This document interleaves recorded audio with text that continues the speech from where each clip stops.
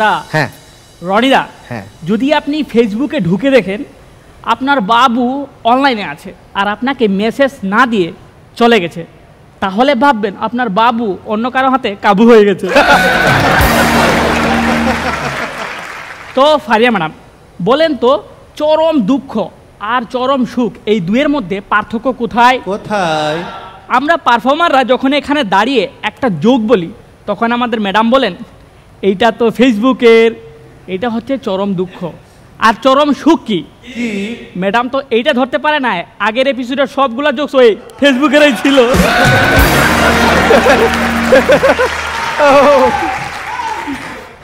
তো আমিন দাদা সেদিন বাইরে গিয়ে প্রচুর পরিমাণে ফুচকা ছটপটি খেয়ে একেবারে পেটের জাতা অবস্থা করে দিয়েছে। একেবারে দাদাকে হঠাৎ করে খুব পটির জোর পেয়েছে। দাদা তো এদিক সেদিক ঘুরে দেখলো একটা পাবলিক টয়লেট, দৌড়ে গেছে সেখানে গিয়ে বলছে দাদা করব কত করে? বলছে প্রথমটাতে যান 10 টাকা, ওটাই পাখা আছে।